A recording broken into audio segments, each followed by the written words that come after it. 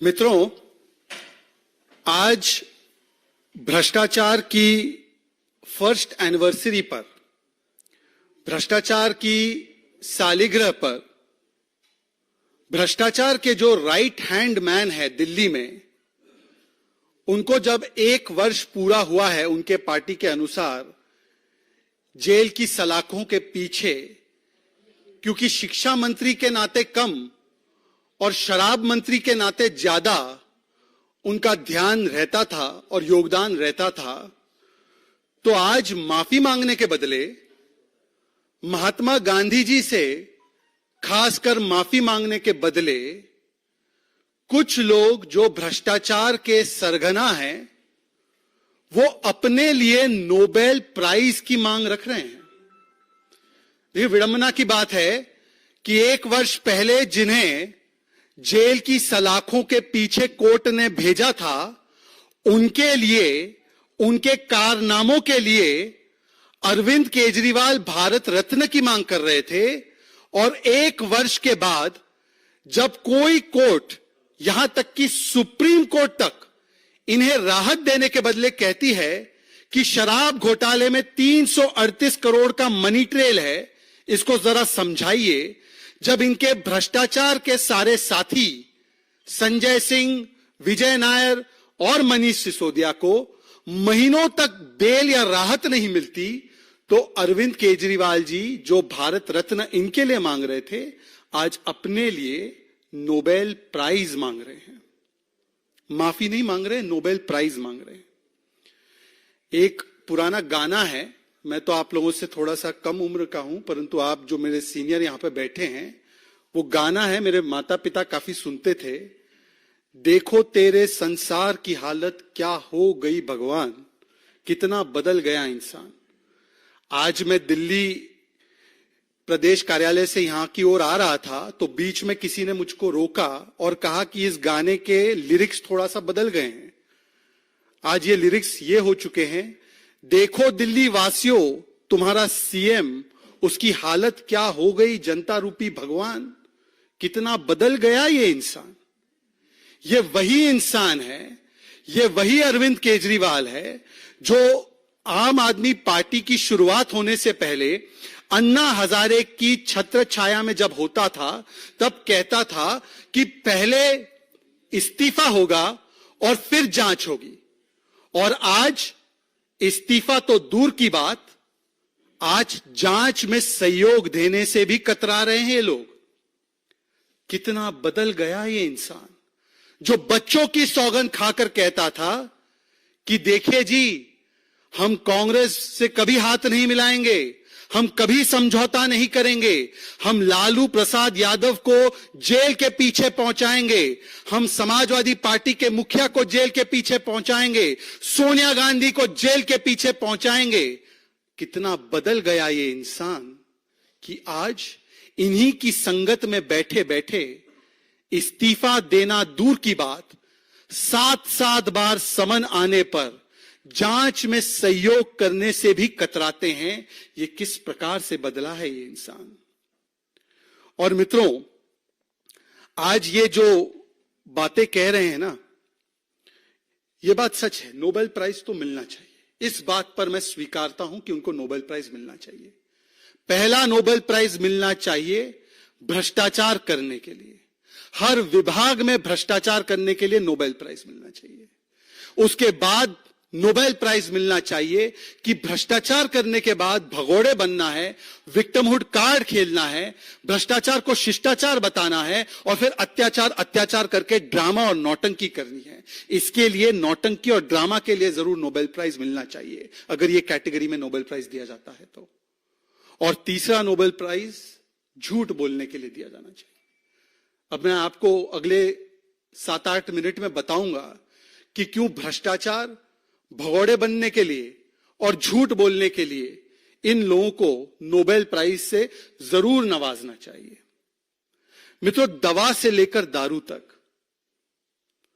मोहल्ला क्लिनिक से लेकर शराब के ठेके तक, टेस्ट से लेकर कक्षा तक, बस से लेकर शीश महल तक, ऐसा कोई विभाग नहीं जिसको केजरीवाल एंड कंपनी ने ठगा नहीं, लूटा नहीं और अपनी काली कमाई और कमीशन का स्रोत बनाया नहीं। इसी मंच पर आपको याद होगा कि कई बार मेरे वरिष्ठ नेताओं को, भारतीय जनता पार्टी दिल्ली से नेताओं को, केंद्रीय मंत्रियों को और मुझे अवसर मिला कि आपको मोहल्ला क्लिनिक में जो लैब टेस्ट के नाम पर घोटाला हुआ, जो घोटाला बस में हुआ, जो घोटाला शीश महल में हुआ, उसमें तो कुछ चैनलों ने प्रमुखता से दिखाने का प्रयास किया तो उनके पत्रकार के साथ क्या क्या बदसलूकी की गई। जिस प्रकार से शराब घोटाला हुआ, जिसमें कोर्ट किसी भी स्तर पर राहत देने को तैयार नहीं है, उल्टा टिप्पणी पर टिप्पणी करे जा रहा है कि प्राइमा फेसाई ये शराब घोटाला एस्टैब्लिश होता है। अब इन सारे घोटालों के बाद, और देखिए शराब के बाद पानी में भी घोटाला, और आज मित्रों मैं आपके सामने किस प्रकार से लगभग 70,000 करोड़ का घोटाला आम आदमी पार्टी कर रही है, उसके कुछ प्रमाण आपके सामने रखना चाहता हूं। 70,000 करोड़ का घोटाला। मित्रों, आज दिल्ली जल बोर्ड, ये दिल्ली जल बोर्ड भ्रष्टाचार, कमीशनखोरी और हर प्रकार के अवैध कारनामों का अड्डा बन चुका है केजरीवाल के नेतृत्व में। अभी हाल ही में आपको याद होगा कि दिल्ली जल बोर्ड के कई वरिष्ठ अधिकारीगण, इनको गिरफ्तार किया गया क्योंकि इनकी इन्वॉल्वमेंट, इनकी संलिप्तता थी एक बड़े स्कैंडल में जहां पर कॉन्ट्रैक्ट्स फर्जी कॉन्ट्रैक्टर्स को दिए जा रहे थे। ऐसे कॉन्ट्रैक्टर्स को दिए जा रहे थे जो उसके लिए किसी भी रूप से क्वालिफाइड नहीं थे और एवज में करप्शन लिया जा रहा था, और करप्शन और कमीशन लेने के बाद वो दिल्ली सरकार के सर्वोच्च लोगों तक पहुंचाया जा रहा था। इसीलिए उनके संरक्षण में लगातार दिल्ली जल बोर्ड के ये सभी लोग इस भ्रष्टाचार को अंजाम दे रहे थे। अब दिल्ली जल बोर्ड के माध्यम से OTS, वन टाइम सेटलमेंट के नाम पर वन टाइम सुपर स्कैम की तैयारी अरविंद केजरीवाल कर रहे हैं। ये वन टाइम सेटलमेंट का हिजाब है, वन टाइम सुपर स्कैम का असली चेहरा है, और ये बहुत बड़ा घोटाला है। देखिए, शराब में भी घोटाला और अब जल में भी घोटाला। मतलब अगर आप देखें तो ग्लास में जो लोग करते हैं सेवन इन चीजों का, अच्छी बात नहीं है, तो शराब और पानी दोनों को लेकर घोटाला है। किसी चीज को छोड़ना नहीं है, 360 डिग्री घोटाला करना है। तो 360 डिग्री घोटाला कैसे करते हैं, अब शराब के बाद पानी में भी घोटाला करने की जो नौबत सामने आई है, इसके बारे में मैं आपको बता रहा हूं। अभी कुछ दिनों से केजरीवाल जी कह रहे हैं कि कुछ उपभोक्ताओं के इन्फ्लेटेड बिल्स आ रहे हैं, 10 लाख उपभोक्ताओं के इन्फ्लेटेड बिल्स आ रहे हैं, और उनके बढ़े हुए बिल्स, इन्फ्लेटेड बिल्स के लिए राहत देने के लिए हम प्रयास करना चाहते हैं। हम चाहते हैं कि इनको राहत दे दी जाए, परंतु हमें रोका जा रहा है जी, हमें कुछ काम नहीं करने दिया जा रहा है। वैसे जब क्रेडिट लेना हो और चुनाव में जाकर अपने मॉडल को बेस्ट मॉडल बताना हो, एजुकेशन का मॉडल, हेल्थ का मॉडल, जो कि है नहीं, उसकी असलियत तो कुछ और ही है, उसमें तो केजरीवाल जी अपने आप को, अपनी पार्टी को क्रेडिट दे देते हैं, वहां पर काम करने दिया जाता है। परंतु बाकी सारी चीजों में विक्टिमहुड कार्ड खेलना और कहना कि काम नहीं करने दिया जा रहा, हम तो वन टाइम सेटलमेंट देना चाहते हैं। इन्फ्लेटेड बिल्स आए हैं 10 लाख उपभोक्ताओं के। पर केजरीवाल जी, अब आपको मैं स्कैम समझाता हूं। 2012 से लेकर 2014 तक हर रोज अरविंद केजरीवाल प्रेस कॉन्फ्रेंस करते थे तो एयर फ्लो वाटर मीटर को लेकर बैठते थे। जैसे वो पहले लिस्ट भी लेकर बैठते थे जिसमें सोनिया जी, लालू जी, राहुल जी, शरद पवार जी, इन सबके नाम थे। लिस्ट के साथ साथ एयर फ्लो मीटर लेकर बैठते थे। और 2012 से 14 के बीच आए दिन वो कांग्रेस की सरकार पर आरोप लगाते थे, कहते थे कि ये कांग्रेस की जो सरकार है वो जानबूझकर भ्रष्टाचार करने के लिए ये एयर फ्लो मीटर लगाकर इन्फ्लेटेड बिल्स कंज्यूमर के मत्थे थोप कर उनसे वसूली करके दिल्ली जल बोर्ड के माध्यम से और अन्य माध्यमों से करप्शन करने का एक पैंतरा आजमा रही है। इनकी जब सरकार आई, स्पष्ट बहुमत से, बड़े बहुमत से 2015 के बाद आई, तो 2015 के बाद यह मीटर बंद करने के बदले अरविंद केजरीवाल जी ने न केवल इस मीटर को आने वाले नए कनेक्शंस में लगाया, बल्कि जो कनेक्शंस के मीटर्स रिप्लेस हो रहे थे, इसी एयरफ्लो मीटर को लगातार जारी रखा और उनसे रिप्लेस करवाया। अब आप ही की जुबानी कि ये मीटर्स के माध्यम से इन्फ्लेटेड बिल्स जा रहे थे, ये करप्शन के लिए किया जा रहा था, ये दिल्ली सरकार पर उस समय के आरोप था आपका। तो इसका मतलब साफ है कि जैसे ही शीला जी की सरकार बदली और आप सत्ता में आए, तो देखिए पार्टियां बदल गई, परंतु इनका चरित्र जो है भ्रष्टाचार करने का, वो शायद नहीं बदला। और इसीलिए 2015 के बाद भी ये मीटर्स जारी रखे गए। और आज सवाल ये बनता है कि ये इन्फ्लेटेड बिल्स अगर किसी को मिले हैं, तो अरविंद केजरीवाल जी, इसकी जिम्मेदारी किसकी है? इसकी जिम्मेदारी तो शुद्ध रूप से केवल और केवल आपकी है, क्योंकि आप ही ने ये मीटर्स को कहा था कि ये खराब मीटर्स है, ये मीटर्स नहीं लगने चाहिए। अब 9-10 साल के बाद जब सत्ता में रह लिए और चुनाव बस आने वाले हैं लोकसभा के, तब अरविंद केजरीवाल जी कहते हैं कि देखिए जी, हम चाहते हैं कि ये वन टाइम सेटलमेंट मिल जाए, उपभोक्ताओं को राहत मिल जाए। और यही केजरीवाल ने 2016 में कहा था, 2016 में कहा था कि मैं एक सॉफ्टवेयर ला रहा हूं जी, एक बार ये सॉफ्टवेयर आ जाएगा जी, तो सबके घर में एक्यूरेट बिल पहुंचेगा। और अभी तक मैंने जो देखा है, 2016 की बात है, कि 95% लोगों के पास फर्जी और गलत बिल जा रहे हैं। अब केजरीवाल जी बताइए कि 2016 का जो सॉफ्टवेयर आपने बोला था, वो आज कहां पर चल रहा है बिल की रीडिंग के लिए, बिल के लिए? जो आपने कहा था 95% लोगों के पास गलत बिल जा रहा है, तो आज उपभोक्ताओं का जिनको इन्फ्लेटेड बिल मिला है आपके हिसाब से 10 लाख ही आंकड़ा कैसे है? 95% तो कई गुना ज्यादा होने चाहिए। आज अरविंद केजरीवाल जी बताइए कि 9-10 वर्षों के बाद साफ पानी देने का जो आपने वादा किया था कि टैप के माध्यम से घर घर तक पानी पहुंचेगा, उस वादे को तो पूरा नहीं कर पाए। इस मीटर को हटाने का जो वादा किया था उसको पूरा नहीं कर पाए। और 9-10 साल के बाद अगर आप इन्फ्लेटेड बिल की बात करते हैं, तो ये बिल जनरेट कौन करता है? क्या ये बिल कोई भारतीय जनता पार्टी के दफ्तर से जनरेट हो रहा है, या ये बिल दिल्ली जल बोर्ड ही जनरेट कर रही है? और यदि ये बिल दिल्ली जल बोर्ड ही जनरेट कर रही है, तो हमारा आपसे एक सुझाव है अरविंद केजरीवाल जी, ये बिल जनरेट हो फिर वो कैंसल हो, इससे अच्छा तो आप ये कर दीजिए कि जिस किसी के बिल में इन्फ्लेटेड आया है, गलती आई है, उस बिल को डीजेबी के माध्यम से जीरो कर दीजिए। वैसे भी तो 21,000 लीटर तक जब पानी मिलता है और उसके लिए तो कोई बिल नहीं देना पड़ता, आपका ये वादा था, आपकी ये स्कीम थी। ये ओटीएस स्कीम कहां है मुझे नहीं पता, पर यह स्कीम तो थी ना, 21,000 लीटर तक पानी माफ, पानी मुफ्त। तो यदि ऐसा है तो जिनके भी गलत है आप उसको जीरो कर दीजिए, प्रॉब्लम सॉल्व हो गई। पर यह प्रॉब्लम सॉल्व करनी नहीं है, यह उपभोक्ताओं के लिए कोई कंसर्न नहीं है, यह अब भ्रष्टाचार का नया माध्यम ढूंढने का एक तरीका है। मित्रों, आपको मैं एक और चीज के प्रति ध्यान आकर्षित कराना चाहता हूं। 2023 के अंत में हमारे कर्मठ प्रदेश अध्यक्ष वीरेंद्र सचदेवा जी ने और हमारे बाकी के नेताओं ने एक एसटीपी टेंडर स्कैम के बारे में भी दस्तावेज सार्वजनिक पटल पर लाने का काम किया था और संभवतः उसको बाकी अथॉरिटीज के पास भी पहुंचाने का काम किया। हजारों करोड़ों का उसमें स्कैम हुआ। ऐसे एक नहीं, कॉन्ट्रैक्ट देने दिलवाने में दिल्ली जल बोर्ड के माध्यम से हजारों हजार करोड़ का स्कैम हुआ है। और इन तमाम स्कैम्स को इस प्रकार से फंड करने के लिए, ताकि इन कॉन्ट्रैक्टर्स को, जिनको ये अवैध तरीके से कॉन्ट्रैक्ट दिलाए गए हैं, जिनको ये अवैध तरीके से कमीशन के बेसिस पर दिए गए हैं, इन तक किसी प्रकार से पैसा पहुंचाया जाए, इसके लिए ये पूरी कवायद है। मैं आपको बताना चाहता हूं और आप जानकर शौक हो जाएंगे, चौंक जाएंगे, कि जो केजरीवाल जी कहते हैं कि मैंने सारी चीजों को ठीक कर दिया है, मैंने रेवेन्यू दिल्ली सरकार का सरप्लस में लाने का काम किया है। यदि आपने दिल्ली सरकार का सरप्लस रेवेन्यू कर दिया है, तो पिछले 10 वर्षों में दिल्ली जल बोर्ड का रेवेन्यू सरप्लस में क्यों नहीं हुआ?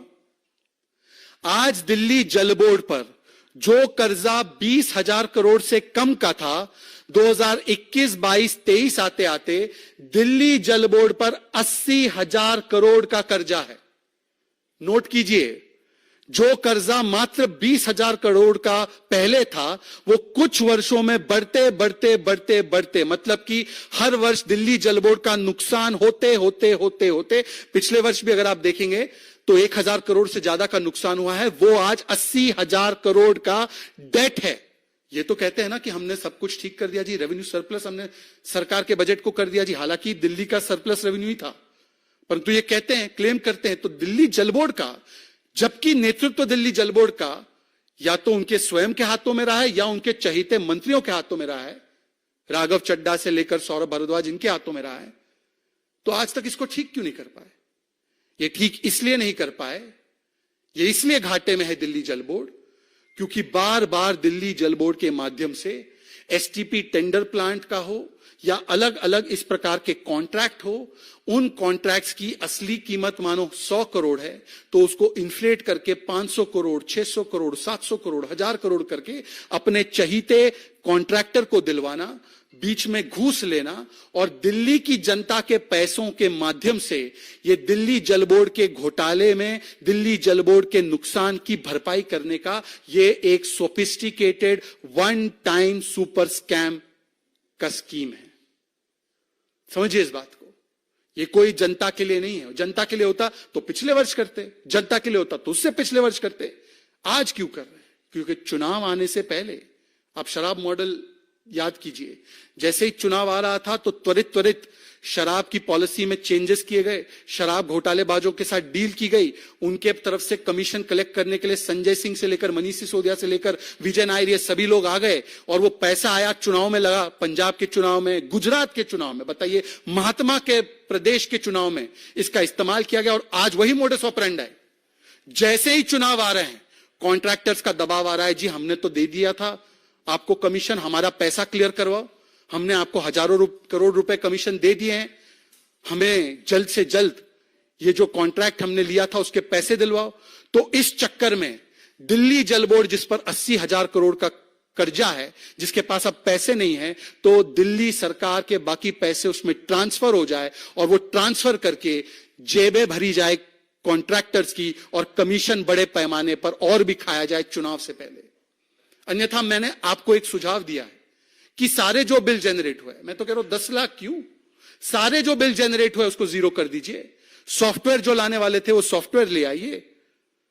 नियत साफ पानी की नहीं है, नियत केवल और केवल सफाई करनी है तिजोरी की। ये तिजोरी की सफाई का मोडस ऑपरेंडाई है, साफ पानी का मोडस ऑपरेंडाई नहीं है, और ना ही उपभोक्ताओं को राहत देने का मोडस ऑपरेंडाई है। इसीलिए आज मैं कुछ स्पेसिफिक सवाल पूछना चाहता हूं केजरीवाल जी से इस विषय पर, और आगे के फिर विषय पर कुछ सवाल रखना चाहता हूं। केजरीवाल जी, 2016 वाला सॉफ्टवेयर कहां है? Kejriwal ji, air flow water meter के इस्तेमाल को बंद क्यों नहीं किया आपने? केजरीवाल जी, 95% कंज्यूमर्स को अगर ये समस्या है तो इनका आंकड़ा 10 लाख क्यों है? केजरीवाल जी, आप कह रहे हैं कि कोविड काल में, अभी उनका आपने सुना होगा, तो कोविड काल से इन्फ्लेटेड बिल्स आ रहे हैं, तो अगर कोविड काल से है तो 2012 तक के बिल से अब आप क्यों चाहते हैं कि वेव कर दिया जाए? कोविड तो 2020-21 की बात है, तो बिल्स वहां से वेव करने की बात करते, आप तो 2012 से बात कर रहे हैं। ये ऐसा क्यों? इसका मतलब लक्ष्य कुछ और है। केजरीवाल जी, अगर आपकी नीयत साफ है तो दिल्ली जल बोर्ड के अकाउंट्स की ऑडिटिंग क्यों नहीं करवाते? अकाउंटिंग और ऑडिटिंग की बातें आप जरूर करते हैं, परंतु सीएजी को दिल्ली हाईकोर्ट में जाकर कहना पड़ा, और इसको नोट कर दीजिए, सार्वजनिक पटल पर उपस्थित है। सीएजी ने दिल्ली हाईकोर्ट से कहा कि अरविंद केजरीवाल और उनकी सरकार डीजेबी के अकाउंट्स उनको मुहैया नहीं करवा रही है। उनको लगातार कहने के बाद भी अकाउंट्स नहीं दिए जा रहे हैं, जिसकी वजह से वर्षों से सीएजी ऑडिट नहीं हो पा रही है। और क्योंकि अगर सीएजी ऑडिट हो जाएगी तो जो भी मैंने अभी कहा है कि इन्फ्लेटेड कॉन्ट्रैक्ट्स दिए गए हैं, अपने रिश्तेदारों को, अपने दोस्तों को, अपने साथियों को कमीशन की एवज पर इलीगली कॉन्ट्रैक्ट्स दिए गए हैं, वो सारा का सारा सच जो है वो बाहर आ जाएगा। और ये बात बाहर ना है, परंतु एक कॉन्ट्रैक्टर्स को पैसा चला जाए, इसके लिए ये नया माध्यम है भ्रष्टाचार करने का। मित्रों, पर एक और बात, आज बोल रहे हैं 1 साल हुए हैं मनीष सिसोदिया की गिरफ्तारी को, और शिक्षा में क्रांति लाई। शिक्षा में कौन सी क्रांति लाई वो तो आप देख लीजिए। हाईकोर्ट ने अभी टिप्पणी की है दिल्ली के सरकारी स्कूल की व्यवस्था पर, पर क्रांति एक जरूर लाई है, और वो क्रांति एबीसीडी क्रांति है, घोटाले की क्रांति है। ये एबीसीडी का जो मतलब है वो ये है: A for avoid summons, B for भाग जाओ फ्रॉम समन्स, सी फॉर किसी तरह से कवर अप कर दो समन्स का, और डी फॉर डाइवर्ट करके ड्रामेबाजी करो समन्स पर। मित्रों, आप बताइए कि जब आज 7वीं बार समन दिया गया और पेश होना था, तो अरविंद केजरीवाल वहां पर पेश होने के बदले फिर से ये एबीसीडी करने लगे, बहाने बनाने लगे। पहली बार विपासना का बहाना, फिर स्टार प्रचारक होने का बहाना, जिसमें 204 सीट में 204 सीटों पर पूरी तरह से डिपॉजिट जब्त हो गई, फिर चुनावों का बहाना, फिर विद्वेष की भावना से किया जा रहा है इसका बहाना। मैं पूछना चाहता हूं अरविंद केजरीवाल जी, अगर 7-7 समन के बाद आप कह रहे हैं विद्वेषपूर्ण भावना है, तो अभी तक कोर्ट ने इन समन्स को खारिज क्यों नहीं किया? आप कोर्ट चले जाते, समन्स को खारिज करवा देते और एजेंसियों को एक जवाब दे देते कि देखिए खारिज हो गए, अवैध समन्स थे। कोर्ट ने समन्स को खारिज नहीं किया है, उल्टा ईडी कोर्ट के पास जाती है और कहती है कि एक पब्लिक सर्वेंट जब उनको समन्स भेजा जा रहा है, जांच में शामिल होने के लिए कहा जा रहा है, तो समन्स के साथ कोऑपरेट करने के बदले आज किस प्रकार से एजेंसीज के साथ कॉन्फ्रंट कर रहे हैं, इसका आज उदाहरण सामने आया है। और कोर्ट जब एजेंसी पहुंचती है तो कोर्ट कोई भी समन पर स्टे नहीं लगाती। आज आतिशी जी ने और सौरभ भारद्वाज ने जब प्रेस वार्ता की, तो सौरभ भारद्वाज ने हास्यास्पद है लालू प्रसाद यादव का उदाहरण दिया। बताइए, जो अन्ना हजारे के मूवमेंट से शुरू हुए हैं वो लालू जी का उदाहरण दे रहे हैं। चलिए, कितना बदल गया इंसान, इसका एक और परिचायक तो है। पर सौरभ भारद्वाज कह रहे हैं, आतिशी कह रही है कि इतनी जल्दबाजी क्या है, कोर्ट गए हैं, कोर्ट में मामला है, कोर्ट जाने के बाद एक और समन क्यों भेजा जा रहा है? मान्यवर, यह बताइए कि क्या कोर्ट ने किसी भी प्रोसीडिंग पर स्टे लगाया है? कोर्ट ने तो आपको नोटिस जारी किया यह कहते हुए कि आप जांच में शामिल क्यों नहीं होते। यदि आपको इतना सम्मान है और कोर्ट की बात आज आप कर रहे हैं, तो इसी कोर्ट्स ने, सुप्रीम कोर्ट ने कहा कि मनीष सिसोदिया को बेल नहीं मिलेगी, इसी हाई कोर्ट ने कहा संजय सिंह को बेल नहीं मिलेगी, विद्वेष की भावना से कोई कार्रवाई नहीं हो रही, ये ऑन रिकॉर्ड कहा है। लोअर कोर्ट ने कहा है 338 करोड़ का मनी ट्रेल कहा है। आतिशी कहती है 1 रुपए का ट्रेल नहीं मिला, 338 करोड़ का मनी ट्रेल मिला है, यह सुप्रीम कोर्ट ने माना। तो बताइए कि कोर्ट की एक जगह पर तो बात कोर्ट करनी है और दूसरी जगह पर कोर्ट की जो फाइंडिंग्स है उसको कोर्ट नहीं करना। मित्रों, सवाल यह भी पूछा जाना चाहिए कि किस साफगोई से झूठ बोलते हैं। आतिशी जी का दूसरा तर्क यह था कि जो भी कार्रवाई हो रही है पीएमएलए कानून में बदलाव करके केवल ईडी की कार्रवाई हो रही है। मित्रों, मैं आपके समक्ष एक बहुत महत्वपूर्ण चीज रखना चाहता हूं, आपका ध्यान आकर्षित कर रहा हूं, सभी जो यहां पर बैठे हैं।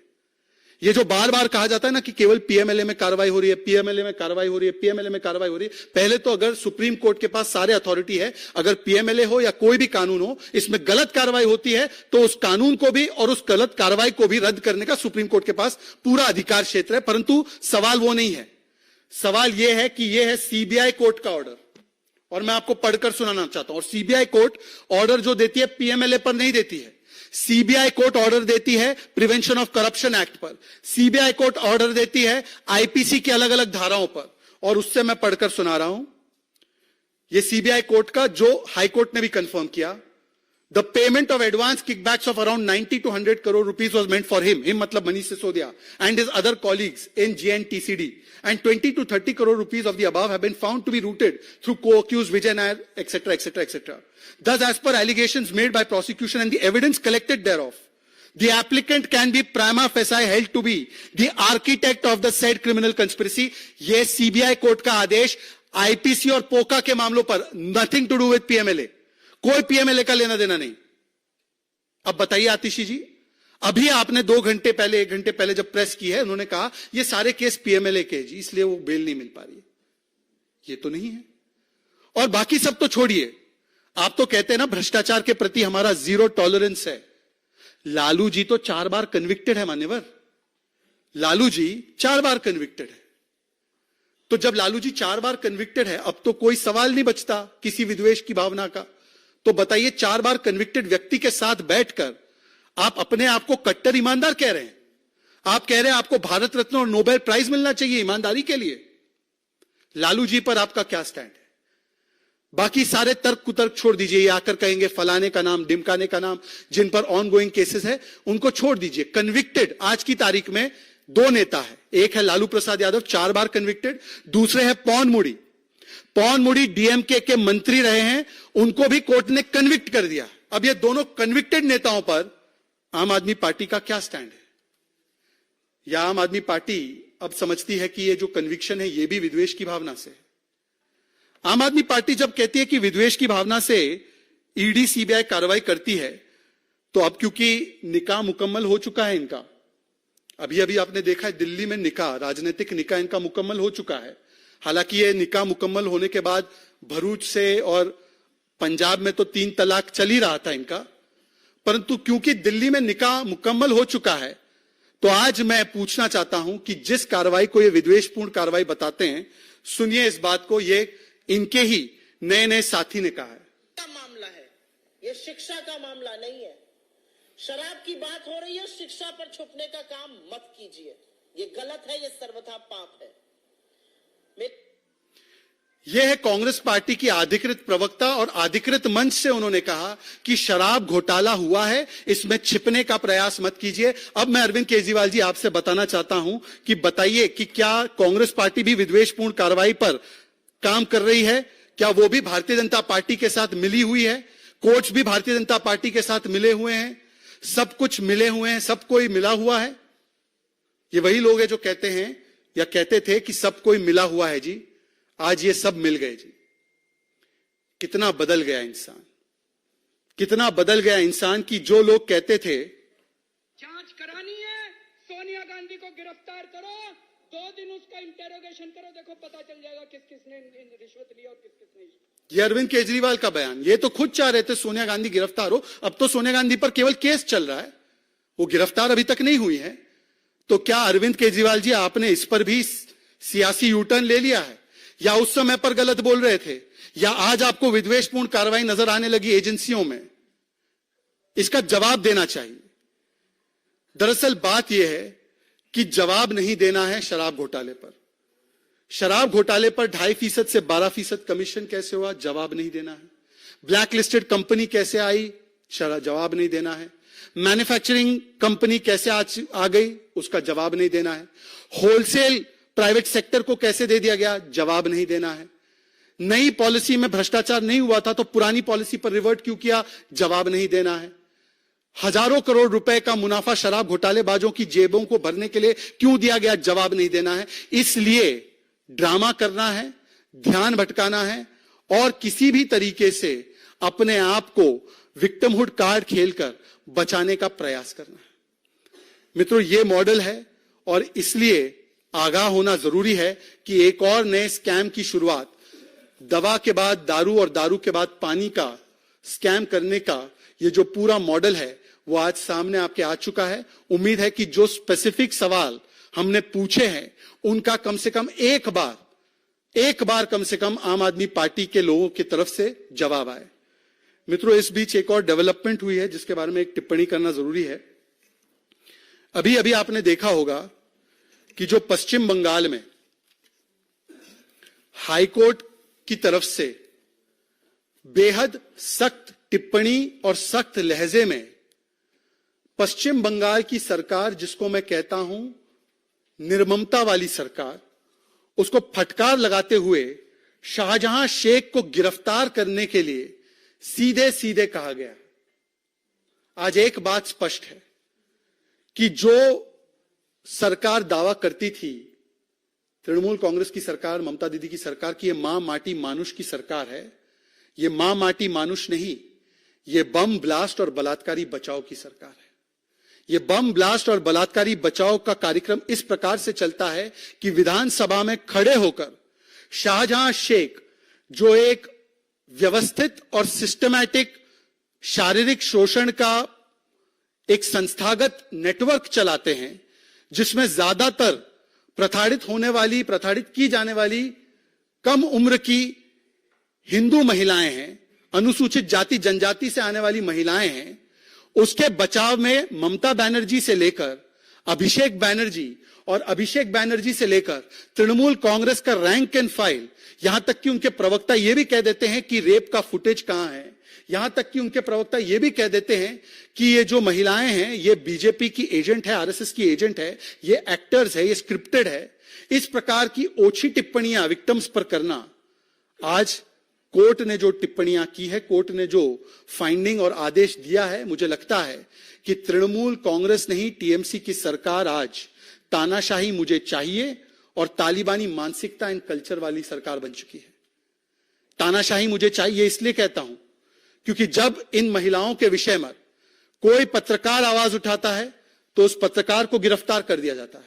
अगर इन महिलाओं के विषय में कोई फैक्ट फाइंडिंग टीम, जिसमें सीनियर जजेस, जिसमें सीनियर एडवोकेट्स जाते हैं, उनको रोक लिया जाता है, उनको अरेस्ट कर लिया जाता है। लॉकेट चैटर्जी से लेकर सुकांता मजुमदार जी जाते हैं, उनको अरेस्ट, डिटेन, मारपीट कर दी जाती है।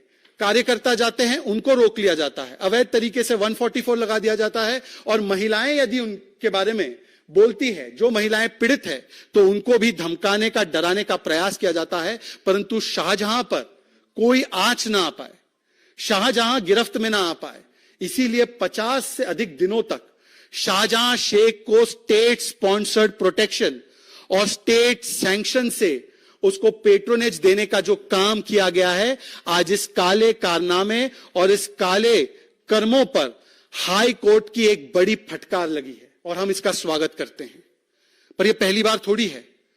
हाई कोर्ट ने इससे पहले भी जब 2021 में पोस्ट पोल वायलेंस में महिलाओं को निशाना बनाते हुए बलात्कार किया गया था टीएमसी के काडर के द्वारा, तब भी हाई कोर्ट ने कहा था यह रूल ऑफ लॉ नहीं, लॉ ऑफ द रूलर बन चुका है। जब हाई कोर्ट ने अलग अलग मामलों में संज्ञान लेते हुए, रेप के मामलों में किस प्रकार से पश्चिम बंगाल की पुलिस महिलाओं के साथ नहीं बल्कि बलात्कारियों के साथ खड़ी है, इसका प्रमाण दिया, तब भी ममता बनर्जी जी ने ममता नहीं दिखाई। हमें याद है सुप्रीम कोर्ट तक महिलाएं पहुंची उनके दर्द को लेकर, परंतु निर्ममता वाली सरकार उन पर एक टिप्पणी करना तो दूर, उनके समर्थन में खड़े रहना तो दूर, आज एक सेकुलर संरक्षण दिया जा रहा है शाहजहां शेख को। और सेकुलर संरक्षण केवल ममता दीदी का नहीं है, सेकुलर संरक्षण केवल तालिबानी माइंडसेट एंड कल्चर वाली पार्टी का नहीं है, यह सेकुलर संरक्षण पूरे इंडी अलायंस की ओर से दिया जा रहा है।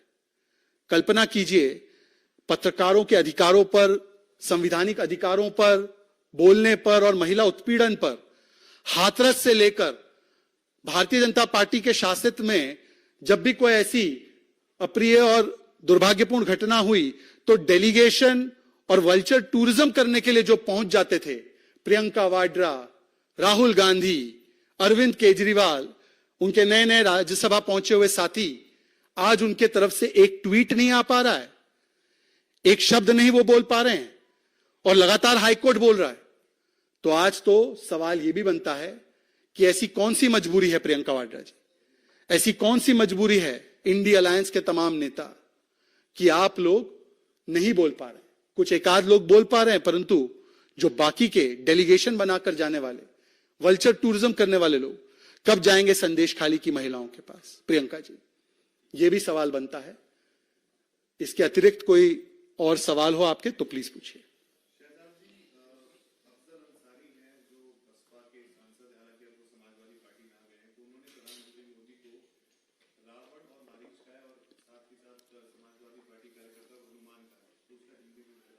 क्या कहा है उन्होंने? और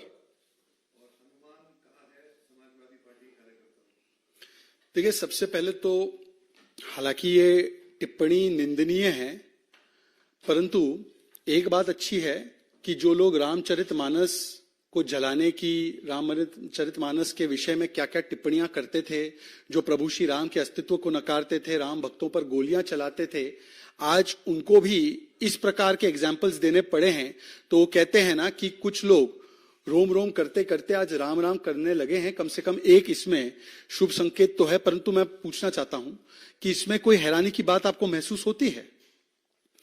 इस व्यक्ति का क्या बैकग्राउंड है, इसकी पृष्ठभूमि क्या है, और ये क्यों समाजवादी पार्टी से अब टिकट लेकर लड़ेंगे, इसके बारे में तो ज्यादा विश्लेषण करने की आवश्यकता नहीं है, क्योंकि समाजवादी पार्टी ने तो हमेशा गुंडों को, माफियाओं को और आपराधिक तत्वों को विधानसभा तक या लोकसभा तक भेजने का काम किया है। हाँ, ये अलग बात है कि योगी आदित्यनाथ जी, चाहे अतीक अंसारी हो या चाहे मुख्तार अंसारी हो, उनके सही ठिकाने पर अगर कोई भेज रहा है और ऐसे गुंडे माफियाओं पर बुलडोजर एक्शन हो रहा है उनकी संपत्तियों पर, तो ये योगी आदित्यनाथ जी उनको जेल भिजवाते हैं और ऐसे आपराधिक तत्वों को विधानसभा और लोकसभा पहुंचाने के लिए अखिलेश जी तत्पर रहते हैं। और जिस प्रकार की टिप्पणी उन्होंने की गई, देखिए, प्रधानमंत्री नरेंद्र मोदी जी को 90 से अधिक बार गालियां देने का काम किया है।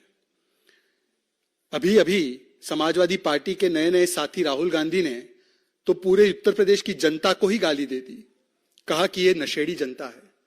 उत्तर प्रदेश की जनता को राक्षस और नशेड़ी कहने के बाद भारत के जनता के जनप्रतिनिधि के विषय में जो टिप्पणियां की जा रही है, यही डीएनए है कांग्रेस पार्टी, समाजवादी पार्टी और इन सभी पार्टियों का।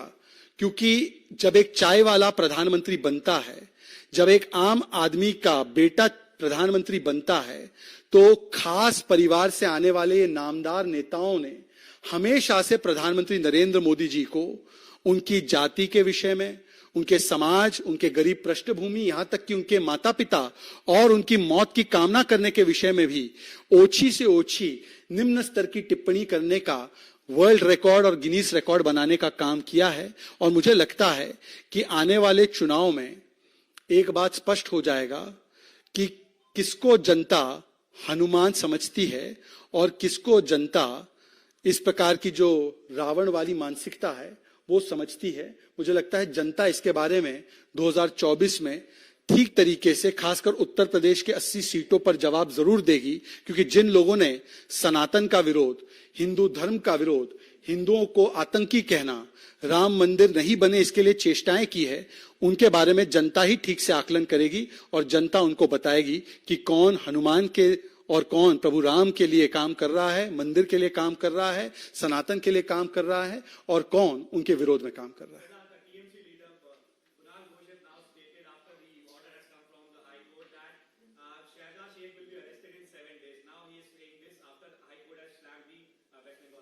I think this statement by Kunal Ghosh, which you are quoting, Mohit, is a testimony that Shahjahan Sheikh is very much in the presence of TMC leaders.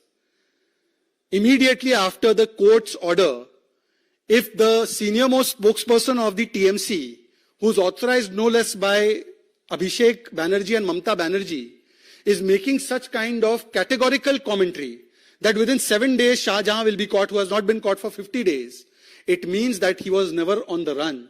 It means that he was never escaping from the law. It means that he has been given harbor and patronage by TMC.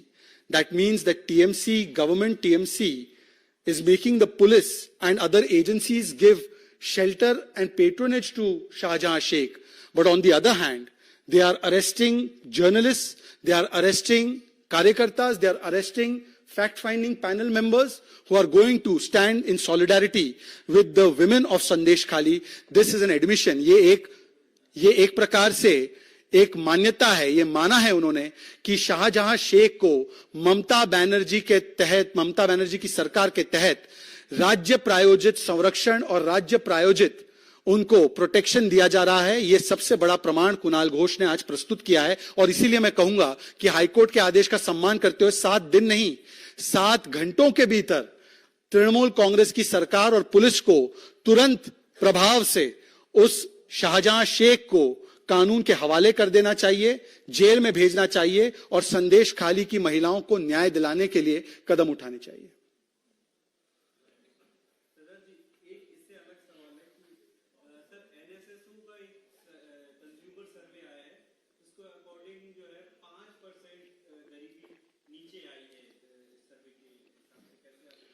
मुझे लगता है कि मैंने ये आंकड़ा आज देखा नहीं है, ये मेरी कमी है, परंतु जहां तक गरीबी हटाओ की बात है तो गरीबी हटाओ को नारे से नियत तक तब्दील करने का अगर किसी ने सबसे सफल तरीके से प्रयास किया है तो नरेंद्र मोदी जी की सरकार ने किया है। जब 25 करोड़ लोगों को मल्टी डायमेंशनल पॉवर्टी से बाहर निकाला गया है, इसका प्रमाण आपको अलग अलग रिपोर्ट से तो मिला ही है, परंतु आज जब प्रति व्यक्ति आय दुगनी हुई है, जब हम देख सकते हैं कि 4.5 करोड़ घरों तक पक्के घर पहुंचे, लोगों तक घर पहुंचे हैं, 11 करोड़ से अधिक लोगों तक शौचालय पहुंचे हैं, जहां पर लोगों के पास नल से जल नहीं था वहां पर 12 करोड़ नल से जल के कनेक्शन पहुंचे हैं।